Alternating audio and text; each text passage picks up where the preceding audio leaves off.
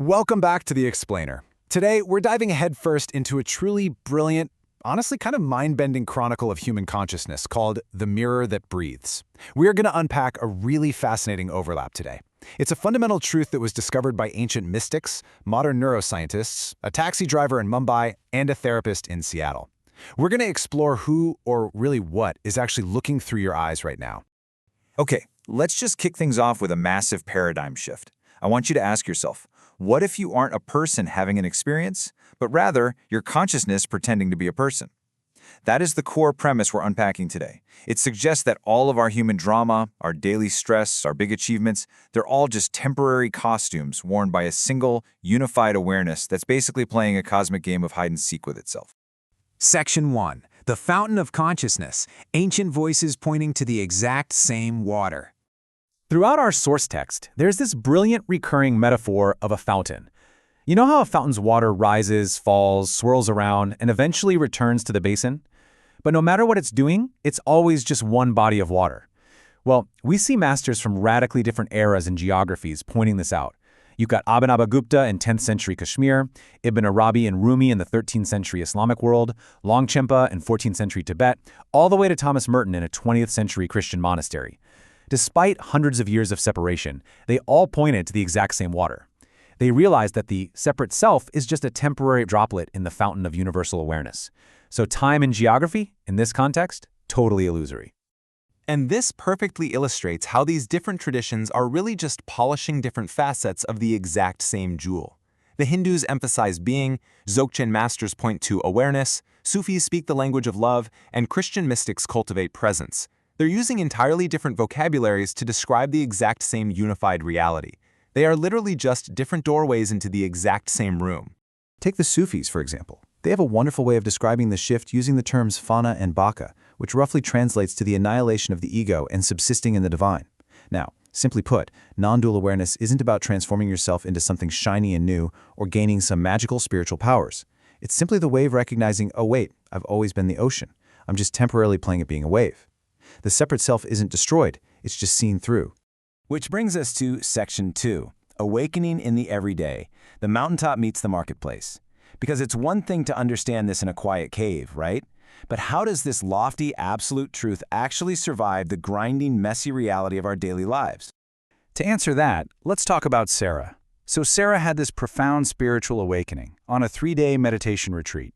The illusion of separation completely dropped for her. But then, Monday morning hits. She has to go back to her corporate cubicle, deal with an annoying boss, and somehow finish her quarterly sales figures. Now, a strict materialist would tell her to just forget the retreat, and someone into spiritual bypassing would tell her to ignore her stress because, hey, it's all perfect. But Sarah finds a third way. She recognizes that the spreadsheets, her neck pain, and yes, even her annoying boss are all just consciousness exploring particular configurations. The report still gets done, but it's done by awareness operating through the temporary localization we call Sarah. Now let's see how this applies to pure, unadulterated chaos. Prakash drives an ancient taxi through the relentless heat and grueling 12-hour traffic jams of Mumbai. For years, the stress was literally killing him because he was trying to build walls to separate himself from the city. But once he stopped resisting and realized he actually was the city witnessing itself, everything shifted. The chaotic traffic became his greatest practice. He feels the joy of a young couple in the back seat or the anger of a stressed businesswoman and just recognizes it all as consciousness playing out. He doesn't have to retreat to a monastery. For Prakash, his taxi is the monastery. Section 3. The Both-and Paradox. Absolute Truth and Psychological Reality. We absolutely have to address a massive danger in the modern spiritual marketplace here, which is the false assumption that awakening automatically fixes your psychological trauma. So here's the crucial paradox between absolute and relative truth. Take Daniel. He's a therapist from the source text who clearly realized his true nature as infinite awareness, but he still struggled heavily with clinical depression and avoidant detachment.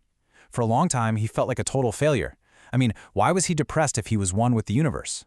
Well, because realizing you are infinite awareness doesn't magically rewire a nervous system that was shaped by childhood neglect. It really all boils down to this. The recognition doesn't erase the person. It recontextualizes the person. You are the unbroken unified awareness for sure, but you're also appearing as a specific human pattern with real psychological wounds. Both things are absolutely true at the exact same time. Deep spiritual awakening and psychological therapy have to coexist. You rest in the absolute awareness while doing the gritty relative work of going to therapy to heal your human pattern. All right, Section 4, the science of the self, materialism versus direct experience. Let's take this out of the realm of psychology for a minute and jump into a hard intellectual battle. Let's look at how this plays out in a debate between Marcus, a staunch neuroscientist, and his friend Yal, a contemplative practitioner. So Marcus argues the classic materialist view: the physical brain produces consciousness. It's just an emergent property of complex neural networks. But Yal challenges him to rely purely on his direct experience, and she points out this massive flip in perspective. Marcus suddenly realizes he has never, ever actually experienced his brain producing awareness. Think about it. He has only ever experienced his brain, the concept of it, the scans of it, the physical sensation of his head inside his awareness. Actually, let's do the exact phenomenological investigation Yal used to dismantle Marcus's rigid materialist framework. Try it with me right now. Okay, step 1. Notice that you are thinking, listening, and analyzing this explainer at this very second. Step 2. Notice that there is a silent awareness of that thinking. And step 3. Look really closely and realize that the feeling of a separate self inside your head is honestly just another thought or sensation appearing within that vast aware space.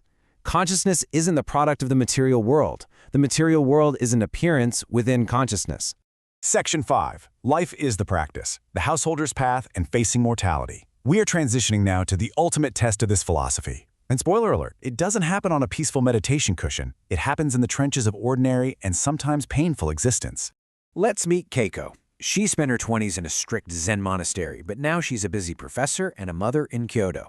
At first, she felt like a total failure because she had absolutely zero time to meditate. But then, she had this realization. Her exhausting life wasn't blocking her enlightenment, it was the exact perfect medium for it. Changing diapers became her moving meditation. Diffusing an argument with her stressed-out husband became her advanced spiritual practice. She realized that chopping vegetables in her kitchen was identical, literally identical, to sitting zazen in the temple because the exact same awareness was present for both. Keiko actually shares a moment with an old monk who gives her this incredibly beautiful piece of wisdom. You were always already home. The forgetting is part of it. We get so stressed out because we think we have to maintain this perfect floating state of Zen all the time. But continuously getting lost in life's drama, getting annoyed at your teenager, stressing about bills, and then remembering your true nature again, that is the actual dance of consciousness. But what happens when the stakes are literally life and death? Let's bring back Marcus, our neuroscientist. Just as he was really embracing this beautiful, spacious, spiritual openness, he is violently tested by a stage 3 colon cancer diagnosis. All his philosophy, his neuroscience, his deep spiritual insights, none of it could stop the brutal reality of a failing body and the absolute horrors of chemotherapy. So how does he survive it?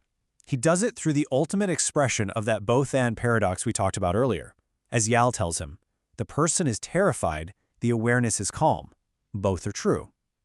Marcus survives his chemo by holding the terrifying relative reality of his nausea, his fear, his failing body, completely within the calm, vast, absolute reality of his awareness. He doesn't spiritually bypass the pain. He allows himself to be lived through, recognizing that the awareness he truly is cannot be harmed, even if the body dies. Ultimately, the message of this entire explainer can be summed up in the wisdom of an uneducated grandmother in a village in Tamil Nadu. She told her super stressed out corporate granddaughter, "The seeking is what hides what you're seeking." We spend our whole lives frantically looking for peace, looking for meaning, searching for enlightenment, constantly looking everywhere else. But we are already exactly what we are looking for. The journey and the destination are the exact same thing. So I'm going to leave you with this final really provocative thought. Don't look at the screen for a second. Don't look at your thoughts. Turn your attention completely backward. What is aware of you watching this explainer right now? Find that awareness, and you just might find the universe looking right back at itself.